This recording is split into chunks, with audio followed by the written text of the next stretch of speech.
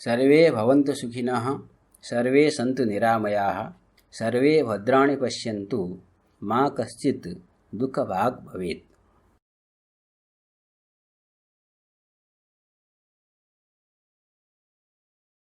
ओम श्री गणेशाय नमः। हम लोग अभी तक द्रव्य, गुण, कर्म, सामान्य, विशेष, समवाय इतने पदार्थों का हमने सामान्यतः परिचय प्राप्त कर लिया है। विशेषतः आगे ग्रंथकार बताएंगे, क्योंकि यह उद्देश्य प्रकरण है। उस उद्देश्य प्रकरण के क्रम में आज हम लोग अभाव का निरूपण करने जा रहे हैं। तो ग्रंथकार कहते हैं, अभावस्तुद्विधा संसर्गान्योन्य भाव वेदतः प्राग भाव तथा ध्वंसोप्यत्यंता भाव एव च एवं त्रैविध्यमापन्नः संसर्गा भावयिष्यते। तो इसका अर्थ देखिए, स्पष्ट है। अभाव दो प्रकार का है, संसर्गाभाव और अन्योन्याभाव।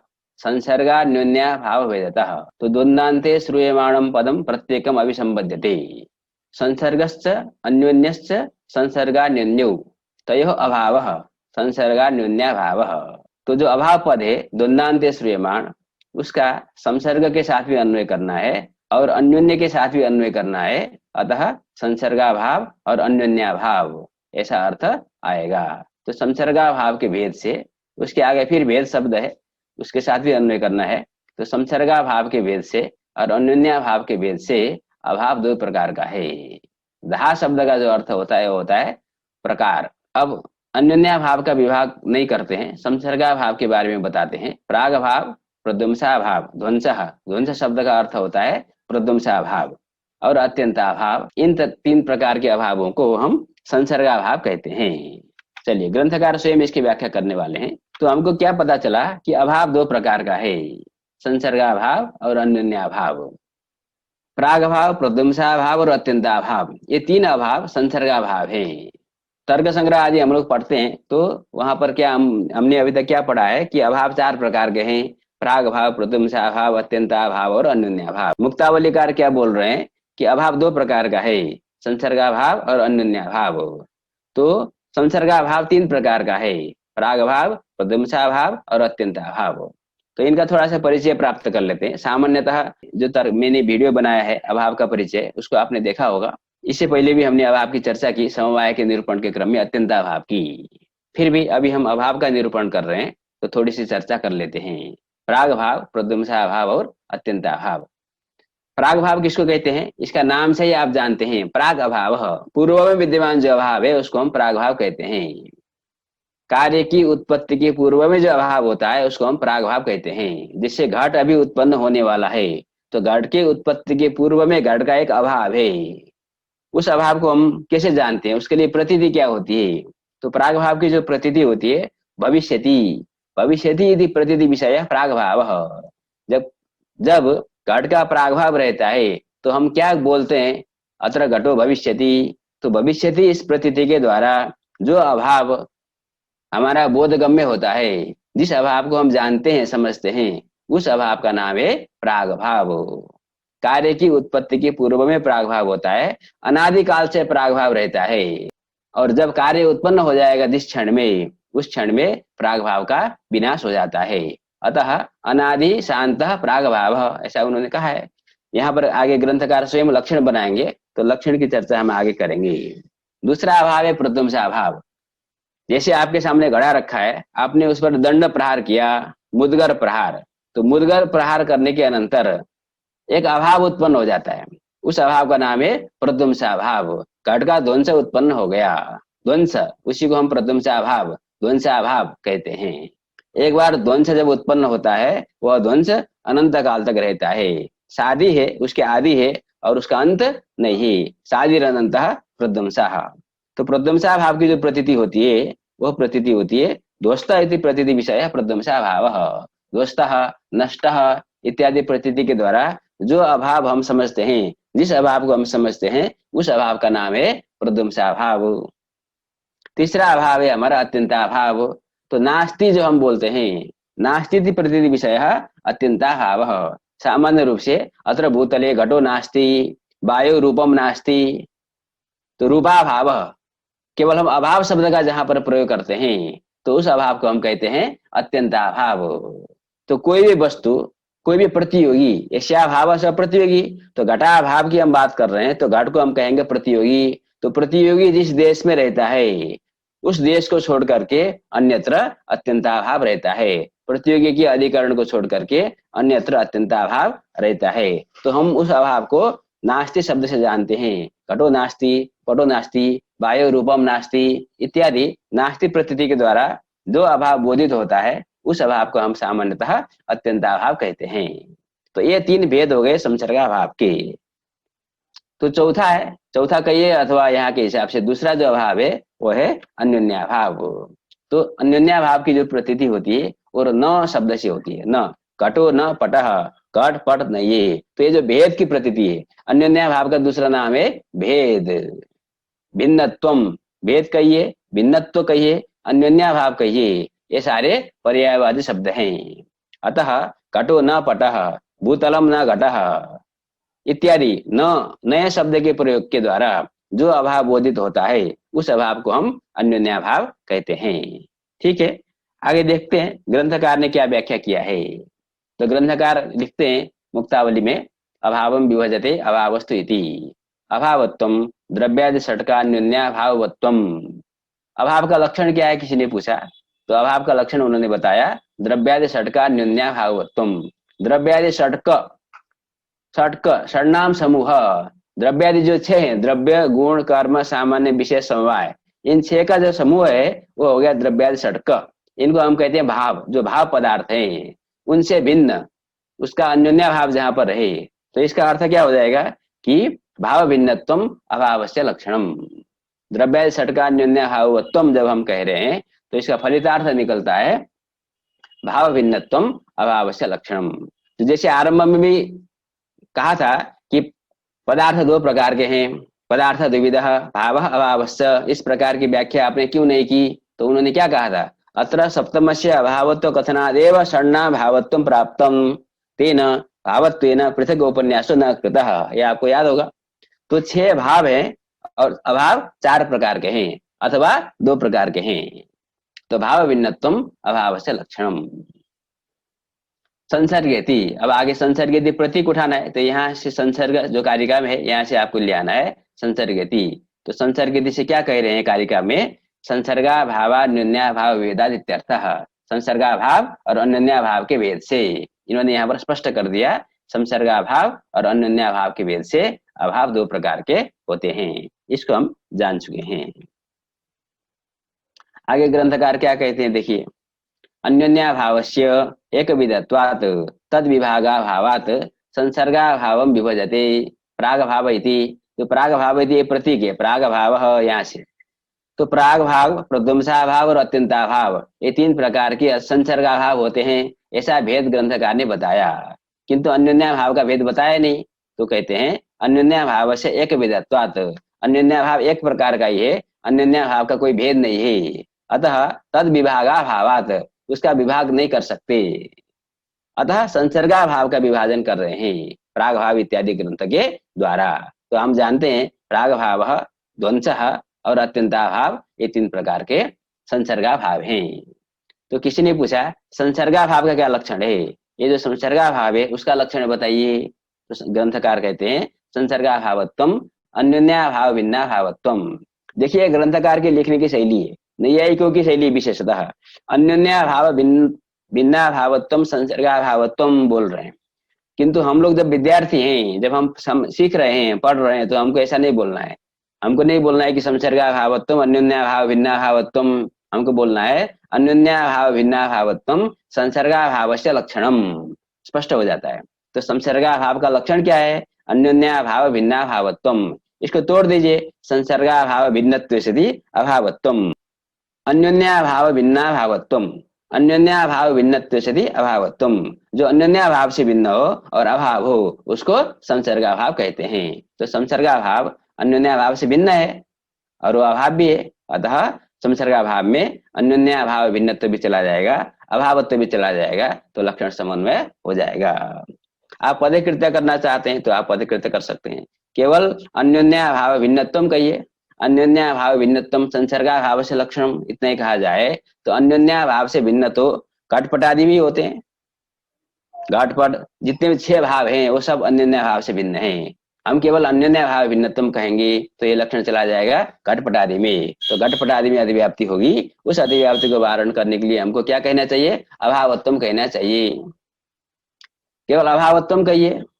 अभावत्वम संसर्गाभाव से लक्षणम। तब अभावत्व तो प्राग भाव में भी जाएगा, अन्योन्य भाव में भी चला जाएगा। प्राग भाव में अभावत्वम केवल कहेंगे तो अभावत्व अन्योन्य भाव में भी चला जाएगा। अतः अन्योन्य भाव में लक्षण चला जाएगा तो अधिव्याप्ति होगी, क्योंकि हम किसका लक्षण बना रहे हैं? हम संसर्गाभाव का लक्षण बना रहे हैं। अन्योन्य भाव में लक्षण चला जाएगा तो अधिव्याप्ति होगी। अतः अन्योन्य भाव भिन्नतम कहना चाहिए। तो ये अत्यंत सामान्य पदकृत है, आप जानते हैं। तो हमारा लक्षण क्या बन गया संसर्गाभाव का? अन्योन्य भाव भिन्नत्व से अभावत्वम संसर्गाभाव से लक्षणम। तो आगे कोई पूछेगा अन्योन्य भाव का तो लक्षण बताइए, तब ना हम अन्योन्य भाव से भिन्न भाव को जानेंगे। तो कोई बात नहीं, ग्रंथकार बता रहे हैं अन्योन्य भावत्वम तादात्म्य संबंधावच्छिन्न प्रतियोगिता का भावत्वम। तो देखिए लक्षण बना रहे हैं अन्योन्य भाव का, तो क्या लक्षण बनेगा? तादात्म्य संबंधावच्छिन्न प्रतियोगिता का भावत्वम अन्योन्य भाव से लक्षणम। अब इस लक्षण की थोड़ी सी हम चर्चा करते हैं। अब जो पारिभाषिक शब्दावली से थोड़ा परिचित हैं, अवच्छेदक अवच्छिन्न से जो परिचित हैं, जिन्होंने जो हम कई दिन से लगातार बोल रहे हैं कि आप पारिभाषिक शब्दों को थोड़ा जान लीजिए, तो उनके लिए तो समझ में आएगा। अब जो बाकी है उनको हो सकता है कि ना समझ में आए, फिर भी हम प्रयास करेंगे थोड़ा सरलता से व्याख्या करने की। नहीं भी आएगा तो कोई बात नहीं, आप फिर दोबारा आकर इस वीडियो को देख सकते हैं। तो हमने एक वाक्य लिया है घटो न पटः, क्योंकि हम अन्योन्य भाव की बात कर रहे हैं। तो घटो न पटः, अन्योन्य भाव को हम न शब्द से जानते हैं।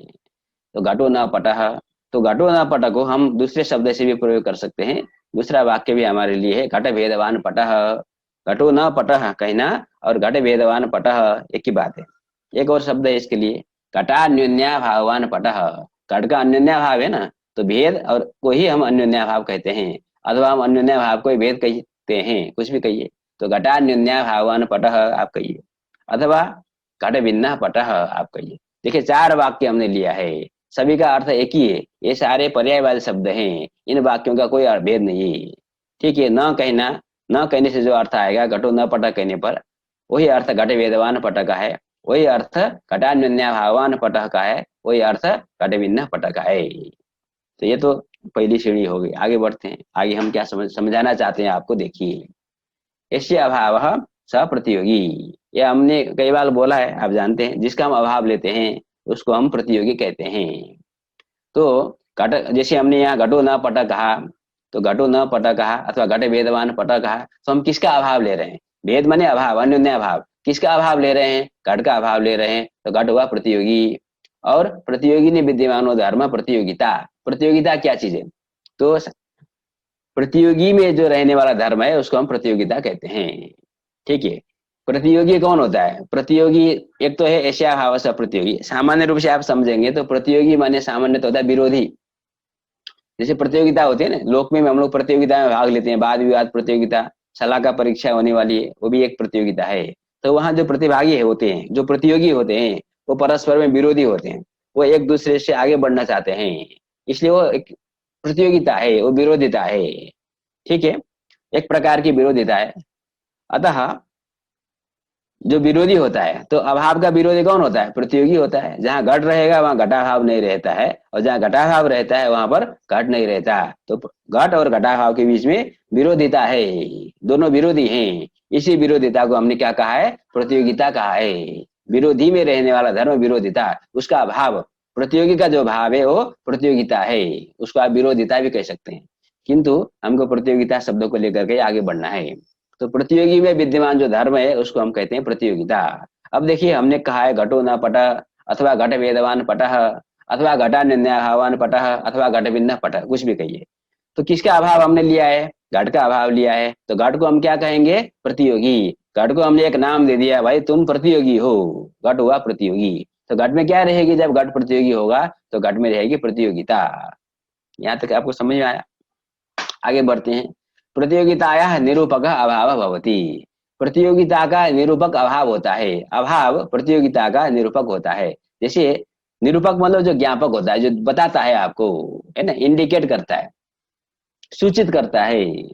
जैसे अभी अभी हमने कहा कि घट को हमने एक नाम दे दिया है। घट को हमने एक क्या नाम दिया है? प्रतियोगी। हमने कह दिया कि देखो घट, तुम प्रतियोगी हो, अर्थात तुमने प्रतियोगिता है, घट में प्रतियोगिता है। अब आप बताइए, घट में प्रतियोगिता है, यह हम कब जानते हैं और कैसे जानते हैं? इसको सूचित कौन करता है? हमको कौन बताता है कि घट प्रतियोगी है? तो अभाव बताता है। जब हम घटाभाव कहते हैं, घटो न पट कहते हैं, घट भेद कहते हैं, तभी हमको पता चलता है कि घट प्रतियोगी है, घट में प्रतियोगिता है। जब हम भूतले घटा कहते हैं तो वहां पर हमको प्रतियोगिता समझ में नहीं आती है। जब हम घटाभाव की बात करते हैं तब हमको समझ में आता है कि घट में प्रतियोगिता है। अतः प्रतियोगिता का निरूपक अभाव होता है। एक एक सीढ़ी हम बनाकर जा रहे हैं, है ना? तो आपको समझना है। तो घटो न पट था, घट वेदवान पट था, इस वाक्य को हम पकड़ते हैं, घट वेदवान पटः। तो घट भेद शब्द हमारा है, तो हमको यहाँ पर समझ में आ गया घट प्रतियोगी है और घट में प्रतियोगिता है। तो घट में प्रतियोगिता, इसको बोलने के लिए हम क्या कहेंगे? घटनिष्ठ प्रतियोगिता। घटनिष्ठ प्रतियोगिता, घट वृत्ति प्रतियोगिता आप कह सकते हैं।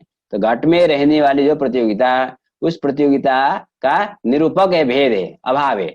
तो निरूपक शब्द से जो अर्थ समझ में आता है, वाक्य प्रयोग करते समय में, परिष्कार करते समय में हम केवल क शब्द का प्रयोग करते हैं, तो क कहने पर निरूपक अर्थ समझ में आना चाहिए। तो घट भेदवान पटः को हम क्या बोलेंगे अब? घटनिष्ठ प्रतियोगिता का भेदवान पटः। इन दोनों वाक्यों के अर्थ में कोई भेद नहीं है। थोड़ा सा हमने परिष्कार कर दिया, कुछ पारिभाषिक शब्दों का प्रयोग हो गया, इनका प्रयोजन है। आगे जब हम अनुमान खंड में व्याप्ति पढ़ेंगे, व्याप्ति का जब परिष्कार करेंगे, तब पता चलेगा कि प्रतियोगिता का क्या प्रयोजन है, अवच्छेदकता का क्या प्रयोजन है। उनका प्रयोग नहीं करेंगे तो क्या क्या दोष होने वाला है। अभी हम सीखते हैं प्रयोग करना। तो घट भेदवान पटः को हम क्या कहेंगे अब? घटनिष्ठ प्रतियोगिता के भेदवान पटः। घटनिष्ठ प्रतियोगिता है, उस प्रतियोगिता का निरूपक भेद है, तार से भेद वाला यह पट है। ये हमारा एक वाक्य बन गया। अब आप जानते हैं कि जो प्रतियोगिता है, प्रतियोगिता का एक अवच्छेदक धर्म होता है और एक अवच्छेदक संबंध होता है। आपने पारिभाषिक शब्दों का परिचय देखा होगा। प्रकारता का एक अवच्छेदक धर्म होता है, एक अवच्छेदक संबंध होता है। आधेयता का एक अवच्छेदक संबंध होता है, अवच्छेदक धर्म होता है। हमने कार्यता का अवच्छेदक धर्म संबंध के बारे में पढ़ा जब हम द्रव्यत्व जाति की सिद्धि कर रहे थे। तो उसी प्रकार से प्रतियोगिता का भी एक अवच्छेदक धर्म होता है और एक अवच्छेदक संबंध होता है। अब मैं यहाँ क्योंकि विस्तृत में नहीं जा रहा हूँ, तो मैं आपको केवल संकेत करता हूँ। तो घटनिष्ठ जो प्रतियोगिता है, प्रतियोगिता कहाँ है? घट में है। तो उस प्रतियोगिता घट में है, उस घट में रहने वाला जो धर्म है, घट का जो असाधारण धर्म है घटत्व, वो घटत्व होगा प्रतियोगिता का अवच्छेदक धर्म। जब घटत्व प्रतियोगिता का अवच्छेदक धर्म हो जाएगा तो प्रतियोगिता घटत्व से अवच्छिन्न हो जाएगी। तो प्रतियोगिता में एक विशेषण था घटनिष्ठ प्रतियोगिता। वो प्रतियोगिता पुनः कैसे है? घटत्वावच्छिन्न है। तो घटत्वावच्छिन्न घटनिष्ठ प्रतियोगिता के भेदवान पटः। देखिए, घट भेदवान पटः से जो अर्थ समझ में आता है, वही अर्थ घटत्वावच्छिन्न घटनिष्ठ प्रतियोगिता के भेदवान पटः कहने से भी समझना है। अब मुख्य बात समझिए, जिसके लिए हम इतनी व्याख्या आपको समझा रहे हैं। तो अभी अभी हमने आपको कहा कि प्रतियोगिता का अवच्छेदक दो है, एक अवच्छेदक धर्म, एक अवच्छेदक संबंध। तो धर्म के बारे में हमने जान लिया, और एक अवच्छेदक संबंध होता है, प्रतियोगिता का अवच्छेदक संबंध होता है। जब हम अत्यंताभाव की बात कर रहे होते हैं, घटो नास्ति पटो नास्ति, घटाभावः पटाभावः, अत्यंताभाव की जब हम चर्चा कर रहे होते हैं, तो वहां पर प्रतियोगिता का अवच्छेदक संबंध कोई भी हो सकता है। संयोग संबंध हो सकता है, समवाय संबंध हो सकता है, कालिक संबंध हो सकता है, बहुत से संबंध हो सकते हैं। किसी भी संबंध को हम प्रतियोगिता का अवच्छेदक संबंध बना सकते हैं। वहां का प्रसंग और वक्ता की विवक्षा को देख करके हमको निर्धारित करना पड़ता है कि प्रतियोगिता का अवच्छेदक संबंध क्या है। तादात्म्य को छोड़ करके कोई भी संबंध, संयोग, समवाय, स्वरूप, कालिक, कोई भी संबंध प्रतियोगिता का अवच्छेदक संबंध बन सकता है।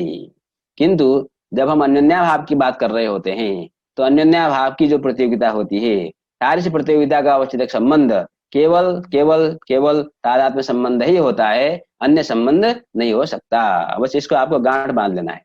इसलिए लक्षण क्या बन गया है? तादात्म्य संबंधावच्छिन्ना जो प्रतियोगिता। अब प्रतियोगिता का अवच्छेदक संबंध जब तादात्म्य संबंध होगा, तो प्रतियोगिता तादात्म्य संबंध से अवच्छिन्ना होगी। अतः तादात्म्य संबंध से अवच्छिन्ना जो प्रतियोगिता है, जिस अभाव की, उस अभाव का नाम है अन्योन्याभाव। और तादात्म्य से भिन्न कोई संबंध से अवच्छिन्न यदि प्रतियोगिता होगी, जिस अभाव की, उस अभाव का नाम हो जाएगा अत्यंताभाव। यही लक्षण अत्यंताभाव का बनता है तादात्म्य अतिरिक्त संबंधावच्छिन्न प्रतियोगिता कह अत्यंताभाव। ठीक है, और तादात्म्य संबंधावच्छिन्न प्रतियोगिता कह अन्योन्याभाव। ठीक है, तो तादात्म्य संबंधावच्छिन्न घटत्वावच्छिन्न विशेषण पहले से, घटनिष्ठ विशेषण पहले से, ऐसी जो प्रतियोगिता, तो प्रतियोगिता में 3 विशेषण हो गए। घटनिष्ठा प्रतियोगिता है, मतलब घट में प्रतियोगिता रहती है, वह प्रतियोगिता घटत्व से अवच्छिन्न है, और वह प्रतियोगिता तादात्म्य संबंध से भी अवच्छिन्न है। तो हमको केवल यहाँ संबंध की आवश्यकता है, अतः लक्षण बनाते समय में केवल तादात्म्य संबंधावच्छिन्न प्रतियोगिता का भावत्वम अन्योन्याभाव से लक्षणम, और हम सावधबोध की दृष्टि से समझने के लिए बोलते हैं तो तादात्म्य संबंधावच्छिन्न घटत्वावच्छिन्न घटनिष्ठ प्रतियोगिता के भेदवान पटः, एक घट भेदवान पटः शब्द का अर्थ हो गया। ठीक है, तो आपको समझ में आया? समझ में अभी इतना आया, जो ज्यादा नहीं समझे होंगे उनको भी ये समझ में आया कि जब हम अन्योन्याभाव लेते हैं, उस अन्योन्याभाव की जो प्रतियोगिता होती है वह प्रतियोगिता सर्वदा तादात्म्य संबंधावच्छिन्न ही होती है। यदि प्रतियोगिता तादात्म्य संबंधावच्छिन्न है जिस अभाव की, तो उस अभाव को हम अन्योन्याभाव कहते हैं। यदि प्रतियोगिता किसी अन्य संबंध से अवच्छिन्न होती है तो अभाव अत्यंताभाव होता है, अन्योन्याभाव नहीं होता। और प्राग भाव और प्रध्वंसा भाव की यदि आप बात करें तो प्राग भाव की प्रतियोगिता किंचित संबंध से अवच्छिन्न नहीं होती है, और प्रध्वंसा भाव की प्रतियोगिता भी किंचित संबंध से अवच्छिन्न नहीं होती है। तो तादात्म्य संबंध से अवच्छिन्न प्रतियोगिता है तो वह अभाव अन्योन्याभाव है, किसी अन्य संबंध से अवच्छिन्न प्रतियोगिता है तो अभाव अत्यंताभाव है। तो इसी संबंध को आधार मान करके, किस संबंध से प्रतियोगिता अवच्छिन्न हो रही है इसको आधार मान करके हमने अन्योन्याभाव का लक्षण बनाया। तादात्म्य संबंधावच्छिन्न प्रतियोगिता का भावत्वम अन्योन्याभाव से लक्षणम। ठीक है, यही ग्रंथकार ने कहा है। आगे बढ़ते हैं, अब हम संसर्गाभाव का लक्षण बनाते हैं। संसर्गाभाव का लक्षण हमने बना दिया है, अन्योन्याभाव भिन्नाभावत्वम संसर्गाभाव से लक्षणम। अब संसर्गाभाव के जो भेद है, प्राग भाव, प्रध्वंसाभाव और अत्यंताभाव, उनका लक्षण बनाते हैं। देखिए इन्होंने लक्षण बनाया है, विनाश्य भावत्वम प्राग भावत्वम, विनाशित्व अभावत्वम प्राग भाव से लक्षणम। तो प्राग भाव विनाशी है, इसकी हमने व्याख्या की। जब कार्य उत्पन्न होता है, जब घट उत्पन्न हुआ तो घट का प्राग भाव विनष्ट हो गया, तो विनाशी है। तो प्राग भाव में विनाशित्व है और अभावत्व भी है, तो लक्षण समन्वय हो गया। केवल अभावत्व कहेंगे तो अन्य प्रध्वंसा भाव में चला जाएगा, केवल विनाशित्व कहेंगे घटपटादि में चला जाएगा। अतः विनाशित्व भी कहना है और अभावत्व भी कहना है। तो विनाशित्व से अभावत्व प्राग भाव से लक्षणम। प्रध्वंसा भाव का लक्षण देखिए, जन्याभावत्व, जन्यत्व से अभावत्व ध्वंस से लक्षणम। ध्वंस उत्पन्न होता है, जब घट में हम प्रहार करेंगे दंड से तो ध्वंस उत्पन्न हो गया। पहले घट का ध्वंस नहीं था, अभी ध्वंस उत्पन्न हो गया, और वो ध्वंस अनंत काल तक रहता है। तो ध्वंस जन्य है और वो अभाव है। केवल अभावत्व कहेंगे तो प्रागभाव में चला जाएगा, केवल जन्यत्व कहेंगे घटपट आदि में चला जाएगा। अतः जन्यत्व सति अभावत्व ध्वंस से लक्षणम। देखिए ये जो दो अभाव हैं, प्राग भाव और प्रथमसा भाव, ये दोनों अनित्य हैं। अनित्य में इनकी गिनती करनी है आपको, क्योंकि ये त्रैकालिक नहीं है, तीनों काल में नहीं रहते। कुछ लोगों को ये भ्रम होता है कि ध्वंस नित्य है, क्योंकि जब उत्पन्न होता है तो उसका नाश नहीं होता है, वो अविनाशी है, अनंत है। तो अविनाशी है ठीक, अनंत है, उसका अंत नहीं होता ठीक, किंतु नित्य नहीं है। नित्य होने के लिए जो कभी भी उत्पन्न नहीं हुआ, जो कभी भी नष्ट नहीं होगा, जो तीनों काल में रहता है, सर्वदा रहता है, उसको हम नित्य कहते हैं। अतः ध्वंस अविनाशी है यद्यपि, किंतु ध्वंस नित्य नहीं है। अतः नित्य का लक्षण जब हम बनाते हैं तो ध्वंस भिन्नत्व सति ध्वंसा प्रतियोगित्वम, ये लक्षण हम बनाते हैं। ठीक है, आगे बढ़ते हैं। अत्यंताभाव का लक्षण क्या है? तो नित्यत्व सति संसर्गाभावत्वम, नित्य संसर्गाभावत्वम अत्यंताभावत्वम, नित्यत्व सति संसर्गाभावत्वम अत्यंताभाव से लक्षणम। अत्यंताभाव का लक्षण बन गया नित्यत्व सति संसर्गाभावत्वम। तो अत्यंताभाव संसर्गाभाव है, ये तीनों अभाव संसर्गाभाव है। तो संसर्गाभावत्व तो चला गया अत्यंताभाव में, और वो नित्य है, उसमें नित्यत्व भी चला गया, तो लक्षण समन्वय हो गया। अब केवल नित्यत्व कहिए तो नित्यत्व आकाश आदि में भी चला जाएगा। केवल संसर्गाभावत्व कहेंगे तो प्राग भाव और प्रध्वंसा भाव में भी चला जाएगा। केवल नित्यत्व से अभावत्व कहिए, संसर्ग पद को हटा दीजिए, तो नित्यत्व से अभावत्व अन्योन्या भाव में भी चला जाएगा, क्योंकि अन्योन्या भाव भी नित्य है और वो अभाव है। अन्योन्या भाव और अत्यंताभाव ये दोनों अभाव नित्य होते हैं। तो नित्यत्व सति अभावत्वम इतना ही कहेंगे तो कहाँ लक्षण जाएगा? अन्योन्या भाव में लक्षण चला जाएगा। अतः हमको संसर्गाभावत्वम कहना चाहिए। तो अन्योन्या भाव तो संसर्गाभाव नहीं है, वो तो संसर्गाभाव से भिन्न अभाव है। ठीक है, तो आगे बढ़ते हैं। आगे की जो हम चर्चा करने जा रहे हैं वह चर्चा हम वास्तव में पहले ही कर चुके हैं। कब? जब हम समवाय का निरूपण कर रहे थे, तो वहां पर आपको याद होगा, इससे पहली कक्षा में वैशिष्ट नाम का एक नया संबंध बना दिया जाए, इस प्रकार की वहां पर आपत्ति आई थी। तो वैशिष्ट नाम के संबंधांतर की कल्पना करने पर दोष दिया था, उसको नित्य मानते हैं कि अनित्य मानते हैं। तो यदि नित्य मानते हैं तो भूतले घटानेनानंतरम अभी घटाभाव बुद्धि प्रसंग, ये आपत्ति आई थी कि नहीं आई थी? आपको याद होगा, क्योंकि घटाभाव नित्य है। घटाभाव नित्य है। जब भूतल में अभी घटाभाव है, एक भूतल है, उस भूतल में अभी घटाभाव है। अब आप उसमें घट लाइए, तो जब घट नहीं लाया है उस समय में भूतल में जब घटाभाव है वो किस संबंध से रहता है? तो अभी वैशिष्ट को छोड़ दीजिए, स्वरूप संबंध से रहता है। अब आपका संबंध क्या है? स्वरूप संबंध। तो भूतल में घटाभाव रहा, किस संबंध से रहा? स्वरूप संबंध से रहा। और आप घट को लाइए उस भूतल में, और उस समय में अब घटवत्ता की प्रतीति होगी कि घटाभाववत्ता की प्रतीति होगी? तो कहेंगे उस समय घटवत्ता की प्रतीति होगी, घटवत भूतल में, जब भूतल में घट आ गया तो।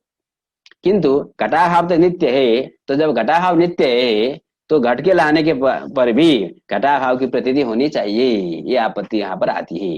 ये प्रश्न यहाँ पर ग्रंथकार उठा रहे हैं। अत्यंताभाव से नित्यत्वेपि, इसका निराकरण करना है। अत्यंताभाव तो नित्य है, तो आप प्रश्न बनाइए, क्योंकि यहाँ समाधान दिया है।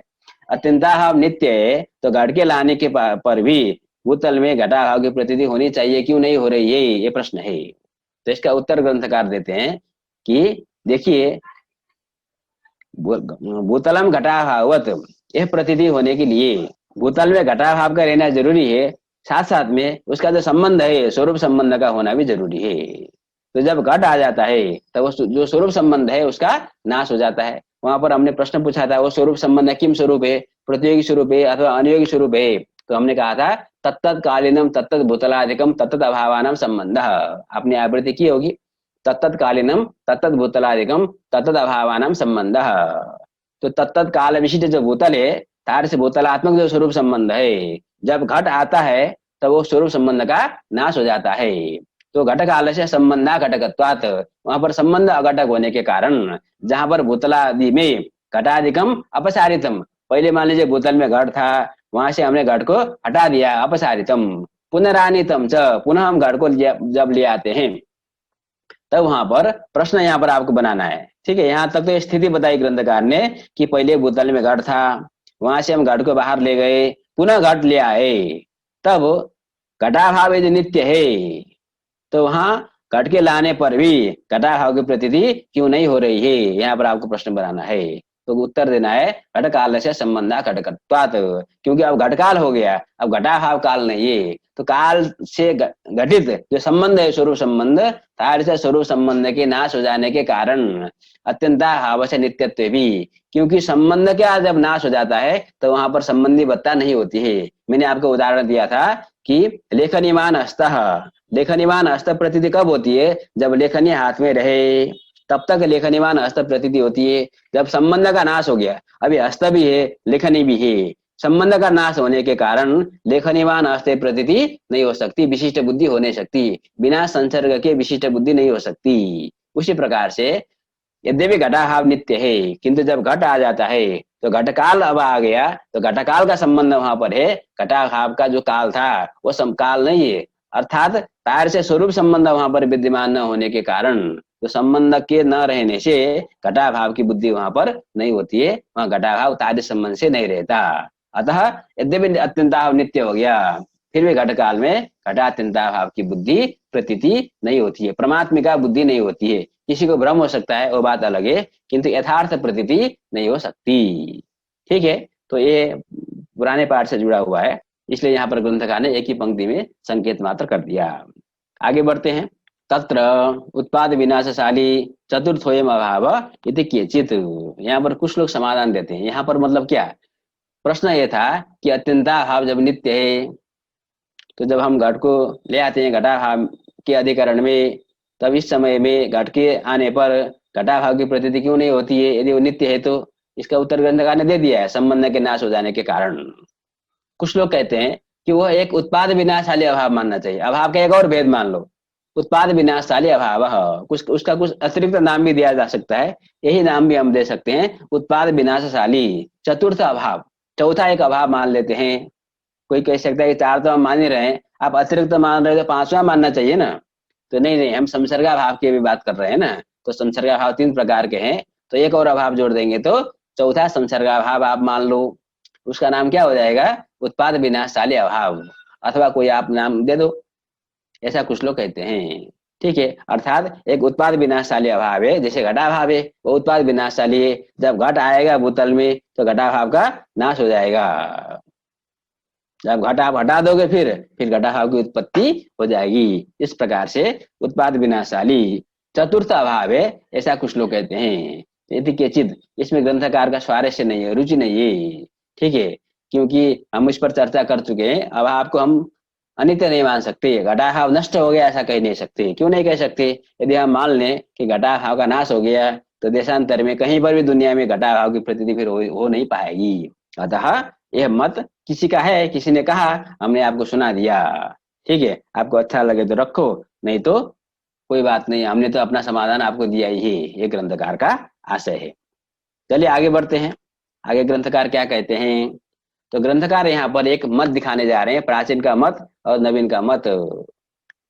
क्या बोल रहे हैं? अत्र ध्वंस प्राग भावयो अधिकरणे नात्यंता भाव इति प्राचा मतम। देखिए प्राचीनों का मत है, मत प्रदर्शन हो रहा है। क्या मत है प्राचीनों का? ध्वंस प्राग भावयो अधिकरणे नात्यंता भाव। इसको समझिए ठीक से। अत्यंता भाव का विरोधी कौन है? प्रतियोगी। अभी तक हम यही जानते हैं, घटा भाव का विरोधी प्रतियोगी कौन है? घट है। क्योंकि जहां घट रहता है उसको छोड़ करके अन्यत्र घटाभाव रहेगा। प्रतियोगी के अधिकरण में अत्यंताभाव नहीं रहता, ये तो हम जानते हैं। प्रतियोगी के अधिकरण में अत्यंताभाव नहीं रहता, किंतु प्राचीनों का कहना है केवल प्रतियोगी के अधिकरण में नहीं, ध्वंस और प्रागभाव का जो अधिकरण होता है वहां पर भी अत्यंताभाव नहीं रहता। जैसे प्रागभाव का एक अधिकरण देख लीजिए, कुलाल का घर है, उसमें घट की उत्पत्ति होने वाली है, तो कपाल वगैरह को देख करके हमको प्रतीति हो गई अत्र कपाले घटः भविष्यति। तो भविष्यति कह करके हम क्या समझ रहे हैं? हम वहां पर घट के प्राग भाव की बात कर रहे हैं। अतः घट प्राग भाव अस्ति, तो जिस कपाल में हमको घट प्राग भाव की प्रतीति हो गई वहां पर घट का अत्यंताभाव नहीं रहता। ठीक है, वहां पर घट का अत्यंताभाव नहीं रहता। क्यों नहीं रहता? क्योंकि प्राचीनों का मत है जिस प्रकार घट के अधिकरण में घट का अत्यंताभाव नहीं रहता, उसी प्रकार से घट का जो प्रागभाव है उसके अधिकरण में भी अत्यंताभाव नहीं रहता। प्रागभाव के साथ अत्यंताभाव का विरोध है। उसी प्रकार से ध्वंस के साथ, जैसे घट है, मुदगर प्रहार कर दिया, घट नष्ट हो गया, तो घट ध्वंस का अधिकरण जो कपाल है उस कपाल में घट का अत्यंताभाव नहीं रहता। ठीक है, ये मत मात्र है, आपको समझना है कि प्राचीन क्या कहते हैं। प्राचीन कहते हैं अत्यंताभाव के विरोधी तीन है, तीन अत्यंताभाव के विरोधी। एक तो प्रतियोगी है, वो तो ठीक है हम जानते हैं, और दो है प्राग भाव और प्रध्वंसाभाव। तो कुछ लोग कहते हैं कि अत्यंताभाव के तीन प्रतियोगी होते हैं। विरोधी माने प्रतियोगी, तो अत्यंताभाव का प्रतियोगी एक प्रतियोगी हो गया घट, और प्राग भाव और प्रध्वंसा भाव ये भी अत्यंताभाव के प्रतियोगी हैं। यदि प्राचाम मतम, ये उन्होंने मत प्रदर्शन किया। जब प्राचीनों का मत प्रदर्शन किया गया तो एक प्रश्न आया। क्या प्रश्न आया? कि देखिए घट है श्याम घट, ठीक है, एक श्याम घट है, तो श्याम घट को आप पका दीजिए, पकाने के बाद क्या होगा? लाल हो जाएगा, रक्त घट है। तो ये श्याम घट था, इसको हमने पका दिया तो रक्त घट बन गया।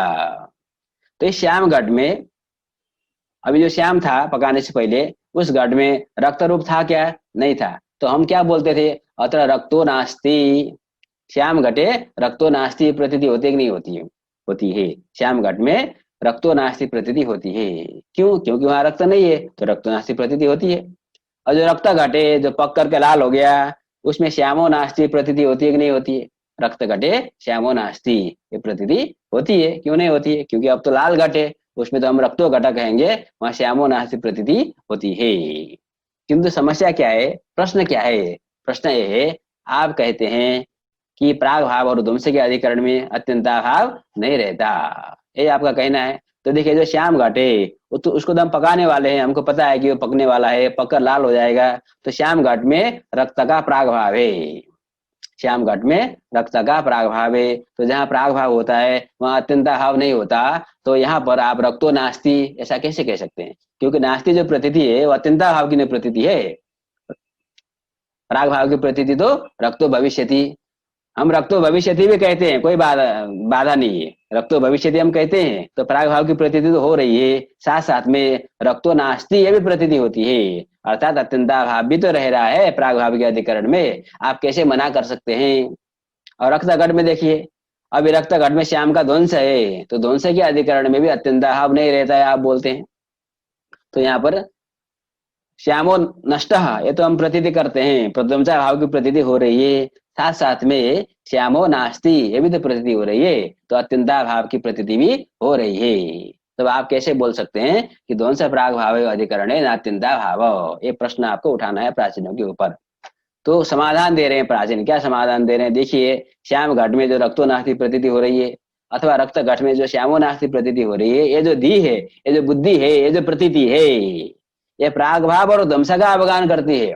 श्याम घट में जो रक्तो नास्ति बोल रहे हैं वो नास्ति, तो नास्ति हमेशा अत्यंता भाव को अवगान करती है, नास्ति प्रतीति ऐसी बात नहीं है।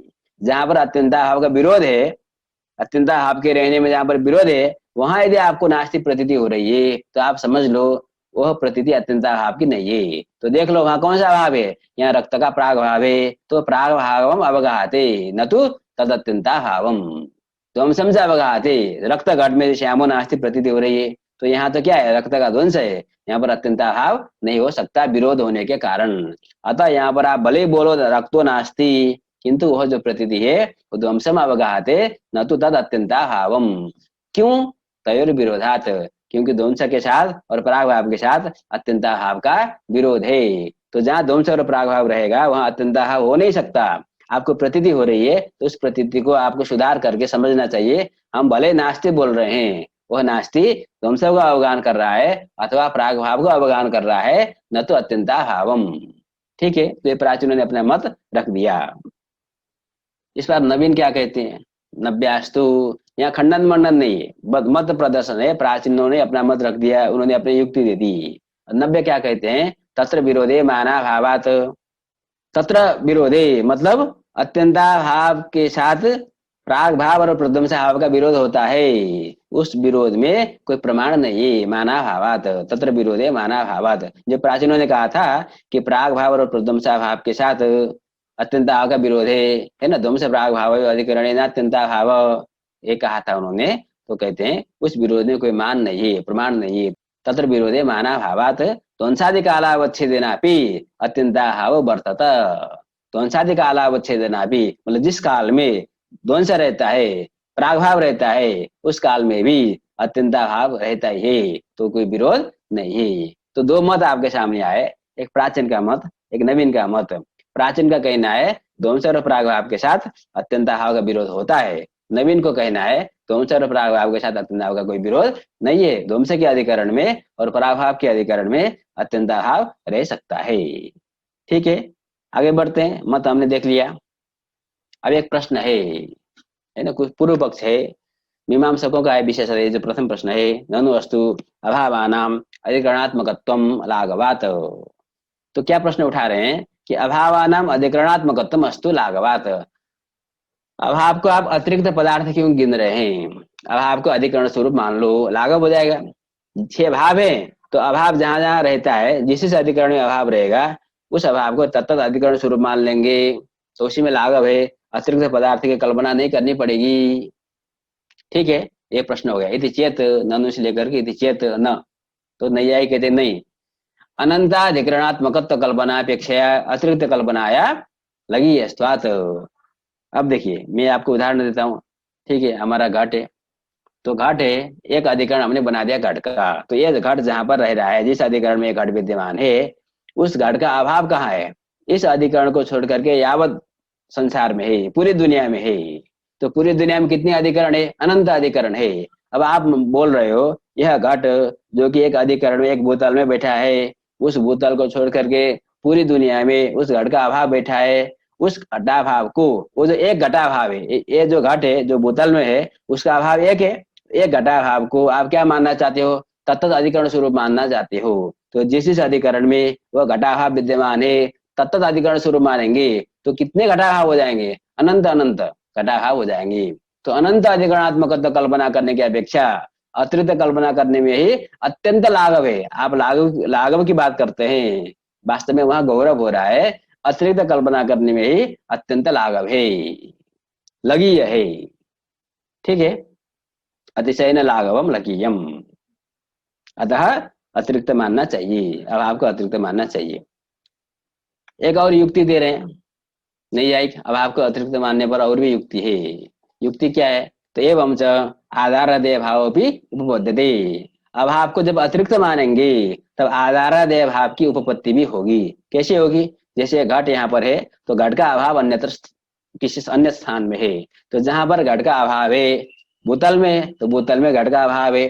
तो बोतल में जब घट का अभाव रहेगा तो बोतल हो गया अधिकरण और घटाभाव हो गया आधेय। तो इन दोनों में परस्पर में आधाराधेय भाव बनेगा। एक आधार हो गया, एक आधेय हो गया। जो रहता है वो आधेय, जिसमें रहता है वो आधार, अधिकरणम, आधारोधिकरणम। तो यहाँ पर आधाराधेय भाव बनेगा। जब घटाभाव बोतल में रहा और बोतल स्वरूप हो गया तो बोतल और घटाभाव तो एक ही हो गए, तो वहां परस्पर में आधाराधेय भाव नहीं बन पाएगा। ठीक है, अतः आधाराधेय भाव की प्रतीति हमको होती है। घटाभावत बोतलम रूपा भावन वायु, यह प्रतीति आधाराधेय भाव की प्रतीति हमको होती है। अतः हमको अभाव को अतिरिक्त मानना चाहिए। एक और युक्ति दे रहे हैं, एवं च अर्थात अभाव को अतिरिक्त मानने के कारण तत्त शब्द गंध रसाद्य भावानाम प्रत्यक्षत्वम अपि उपपद्यते। अन्यथा तत्त अधिकरणानाम तत्त इंद्रिय ग्राह्यत्वात् प्रत्यक्षत्वम न स्यात्। देखिए, इसको मैं उदाहरण से समझाता हूँ। एक हमारी प्रतीति है रूपा भावान वायु। वायु में रूपा भाव की प्रतीति होती कि नहीं होती है? होती है। कौन सी इंद्रिय से होती है? चक्षुर इंद्रिय से होती है। क्योंकि येन इंद्रियेण या व्यक्तिर गृह्यते तेन वे इंद्रियेण तद्गता जाति तद भावस्य गृह्यते। घट में विद्यमान जो रूप है उस रूप का प्रत्यक्ष हमको चक्षुर इंद्रिय के द्वारा होता है, जहां पर रूप नहीं है वायु में।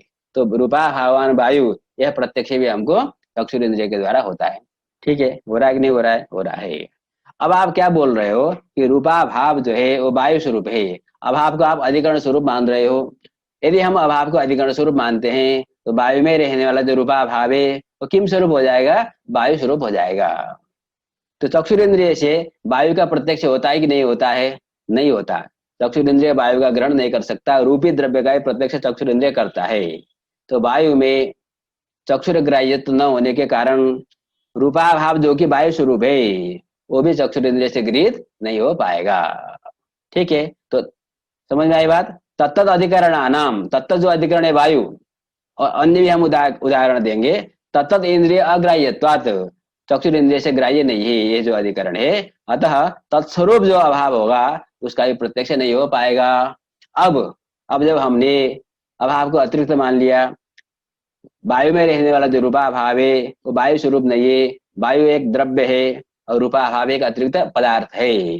तो भले ही यद्यपि चक्षुर इंद्रिय के द्वारा वायु का प्रत्यक्ष नहीं होता, किंतु वायु में रहने वाला रूपा भाव का प्रत्यक्ष होता है। ठीक है, इस एक तत्त शब्द गंध रसाद्य भावानाम, रसाभाव, गंधाभाव, शब्दाभाव का प्रत्यक्ष भी अब हो जाएगा। कब? जब हम अभाव को अतिरिक्त मानते हैं। ठीक है, कुछ उदाहरण मैंने लिया है यहाँ पर। शब्दाभाववद आकाशम, आकाश में शब्दाभाव का प्रत्यक्ष होता नहीं होता है। जब एकदम सुनसान होता है, कोई भी आवाज नहीं कर रहा है, तब श्रोत्र क्या बोलता है? मतलब हम लोग क्या बोलते हैं कि कोई भी कुछ भी आवाज नहीं है, तो हमको शब्दाभाव का प्रत्यक्ष हो रहा है। तो शब्दाभाव का प्रत्यक्ष कहाँ हो रहा है? आकाश में ही हो रहा है। शब्द का भी प्रत्यक्ष आकाश में ही होता है और शब्दाभाव का प्रत्यक्ष भी आकाश में ही होता है। जब शब्द रहेगा तो शब्द का प्रत्यक्ष होगा, जब शब्द नहीं रहेगा तो शब्दाभाव का प्रत्यक्ष होगा। तो आकाश में शब्दाभाव का प्रत्यक्ष हो रहा है। कौन से इंद्रिय से हो रहा है? श्रोत्र इंद्रिय के द्वारा हो रहा है। किंतु अब आप शब्दाभाव को आकाश स्वरूप मान दोगे तो आकाश का प्रत्यक्ष तो श्रोत्र इंद्रिय से होता नहीं, क्योंकि श्रोत्र इंद्रिय आकाश है। जैसे चक्षुर इंद्रिय के द्वारा चक्षुर इंद्रिय का प्रत्यक्ष नहीं होता है, उसी प्रकार से श्रोत्र इंद्रिय के द्वारा श्रोत्र इंद्रिय का प्रत्यक्ष नहीं होता। श्रोत्र इंद्रिय के द्वारा श्रोत्र में रहने वाला शब्द का प्रत्यक्ष होता है। जब आप शब्दाभाव को आकाश स्वरूप मानेंगे तब क्या होगा? श्रोत्र इंद्रिय से आकाश का प्रत्यक्ष नहीं होता है तो शब्दाभाव का भी प्रत्यक्ष नहीं हो पाएगा, क्योंकि आकाश ही तो शब्दाभाव स्वरूप है। अतः हमको तो शब्दाभाव का प्रत्यक्ष करना है, अतः शब्दाभाव को अलग मानना चाहिए। जब अलग मानेंगे तो तत्त शब्द रस गंधाद्य भावानाम, तत्शब्द गंध रसाद्य भावानाम प्रत्यक्षत्वम अपि उपपद्यते। ठीक है, एक और उदाहरण ले लीजिए। गंधा भाव जलम, जल में गंधा भाव है, तो जल को हम सूंघते हैं, गंध नहीं जी। गंधा भाव की प्रतीति किसमें हो रही है? जल में हो रही है। किस इंद्रिय के द्वारा? घ्राणेन्द्रिय के द्वारा। अब गंधा भाव को आप जल स्वरूप मानेंगे तो घ्राणेन्द्रिय जल का प्रत्यक्ष नहीं कर सकता, तो जब जल का प्रत्यक्ष नहीं करेगा तो जल स्वरूप गंधा भाव का प्रत्यक्ष भी नहीं हो पाएगा। अतः हम गंधा भाव को जल स्वरूप नहीं मान सकते। जब हम अतिरिक्त मान लेंगे तब तो गंधा भाव का प्रत्यक्ष हो जाएगा, भले जल का प्रत्यक्ष नहीं हो सकता। माधुर्या भाववत फलम, कोई फल हमने खाया, ठीक है, फल खट्टा था, उसमें मधुरता नहीं थी, तो हमने क्या कहा? माधुर्या भाववत फलम, फल में माधुर्य का अभाव है। फल में माधुर्य का अभाव है, किसने जाना? रसनेन्द्रिय ने जाना। तो रसनेन्द्रिय किसका प्रत्यक्ष करता है? माधुर्य भाव का प्रत्यक्ष यहाँ पर कर रहा है। किसमें? फल में। और फल स्वरूप जब माधुर्य भाव आपने मान लिया तो फल का प्रत्यक्ष रसनेन्द्रिय से होता नहीं। जो रसनेन्द्रिय है वो द्रव्य का प्रत्यक्ष नहीं कर सकता। हमारे जो 6 इंद्रियां हैं मन को लेकर के, उन 6 इंद्रियों में से चक्षुस्त्वंग मनांसी, चक्षुरेंद्रिय, त्वगिंद्रिय और मन, ये जो 3 इंद्रियां हैं वही द्रव्य के प्रत्यक्ष करते हैं। बाकी जो इंद्रियां हैं रसनेन्द्रिय, घ्राणेन्द्रिय और श्रोत्रेंद्रिय, वो द्रव्य के प्रत्यक्ष नहीं कर सकते। वो या तो गुण के प्रत्यक्ष करेंगे अथवा गुण में रहने वाली जाति का प्रत्यक्ष करेंगे, अभाव का प्रत्यक्ष करेंगे, किंतु द्रव्य का प्रत्यक्ष नहीं कर सकते। अतः जो रसनेन्द्रिय है वो फल का प्रत्यक्ष नहीं कर सकता। तो फल का प्रत्यक्ष नहीं कर सकता तो फल में रहने वाला जो माधुर्य अभाव है उसका भी प्रत्यक्ष नहीं कर पाएगा। जब हम अभाव को अतिरिक्त मान लेंगे तब भले फल का प्रत्यक्ष नहीं हो सकता, किंतु फल में रहने वाला जो माधुर्य अभाव है उसका प्रत्यक्ष हो जाएगा। उसी प्रकार से आकाश में स्पर्शाभाव का हम प्रत्यक्ष करते हैं त्वगिंद्रिय के द्वारा। यदि स्पर्शाभाव का आकाश स्वरूप मान लोगे तो आकाश का प्रत्यक्ष तो त्वगिंद्रिय से होता नहीं है, तो आकाश स्वरूप जो स्पर्शाभाव है उसका भी प्रत्यक्ष नहीं हो पाएगा। ठीक है, अतिरिक्त जब मानेंगे तो इस प्रकार से जो तत्त शब्द गंध रसाद्य भाव है, मतलब शब्दाभाव, गंधाभाव, रसाभाव, इन सब अभावों का भी प्रत्यक्ष हो जाएगा। कब? जब अतिरिक्त मानेंगे तो। अन्यथा यदि अभाव को अतिरिक्त स्वरूप मानेंगे तो जो तत्त अधिकरण है, वायु है, आकाश है, जल है, वो तत्त इंद्रिय से ग्राह्य न होने के कारण तत्त इंद्रिय अग्राह्यत्वात् प्रत्यक्षत्वम नश्यात्, इन सब का प्रत्यक्ष नहीं हो पाएगा। ठीक है, अतः अभाव को अतिरिक्त मानना चाहिए, अभाव को हम अधिकरण स्वरूप नहीं मान सकते। एतेन ज्ञान विशेष काल विशेषाद्यात्मकत्वम अभावस्य इति प्रत्युक्तम अप्रत्यक्षत्वापत्तेः। एतेन, ये जो हमने युक्ति दी, अप्रत्यक्षत्व की आपत्ति वाली जो युक्ति है, इसी युक्ति के आधार पर ज्ञान विशेष काल विशेषाद्यात्मकत्वम अभावस्य इति, कुछ लोग कहते थे कि देखो अभाव अतिरिक्त पदार्थ नहीं है, तो क्या है? ज्ञान स्वरूप है। जैसे घटाभाव क्या है? घट का ज्ञान है, ज्ञान में अभाव का अंतर्भाव कर देंगे। तो उनको यही प्रश्न पूछना है, चलो देखो घटाभाव का प्रत्यक्ष चक्षुरेंद्रिय के द्वारा होता है कि नहीं होता है? भूतले घटाभाव, हाँ होता है। और घट ज्ञान का प्रत्यक्ष चक्षुरेंद्रिय के द्वारा होता है क्या? नहीं होता। ज्ञान तो आत्मा में रहता है, मन के द्वारा उसका प्रत्यक्ष होता है, वो भी अपने आत्मा में जो ज्ञान है उसका प्रत्यक्ष होता है, अन्य के आत्मा में विद्यमान ज्ञान का तो प्रत्यक्ष होता नहीं है। तो घटाभाव को, किसी भी अभाव को आप ज्ञान स्वरूप मान लेंगे तो अभाव का प्रत्यक्ष जो तत्त इंद्रियों के द्वारा होता है वह प्रत्यक्ष हो नहीं पाएगा। अप्रत्यक्षत्वापत्ति, अप्रत्यक्षत्व की आपत्ति आएगी। कुछ लोग कहते थे काल विशेष स्वरूप है, अभाव जो है ना काल विशेष है, अभाव का अंतर्भाव कहाँ करना चाहिए? काल में। तो वही समस्या है, जब काल का प्रत्यक्ष किसी भी इंद्रिय के द्वारा हम नहीं कर सकते, अभाव को काल स्वरूप मानोगे तो प्रत्यक्ष होगा? नहीं होगा, अप्रत्यक्षत्व की आपत्ति आएगी। अतः ये सब मत भी प्रत्युक्तम खंडितम। ठीक है, तो क्या क्या सिद्ध हुआ कि अभाव को हम अधिकरण स्वरूप नहीं मान सकते, इस पर इन्होंने काफी युक्तियां दी। और अभाव को हम ज्ञान स्वरूप नहीं मान सकते। क्यों? अभाव को ज्ञान स्वरूप मानेंगे तो अभाव का प्रत्यक्ष नहीं हो पाएगा, अप्रत्यक्षत्व की आपत्ति आएगी। अभाव को काल स्वरूप नहीं मान सकते, क्यों? काल का प्रत्यक्ष नहीं होता है, तो अभाव काल स्वरूप हो जाएगा, तो अभाव का प्रत्यक्ष भी नहीं हो पाएगा। अतः इनका मत का, कोई कहता है कि अभाव ज्ञान स्वरूप है, कोई कहता है कि अभाव काल स्वरूप है, इनका मत भी खंडित हो गया। अतः सिद्ध हुआ कि अभाव अतिरिक्त पदार्थ है। यथावता 7 पदार्थों का परिचय हमने कर लिया। ठीक है, तो आपका कुछ प्रश्न हो तो आप कमेंट बॉक्स पर लिख सकते हैं। आज हम यहीं पर विश्राम देते हैं। तो कल से हम लोगों का पाठ शुरू होगा साधर्म्य वैधर्म्य प्रकरणम। धन्यवाद।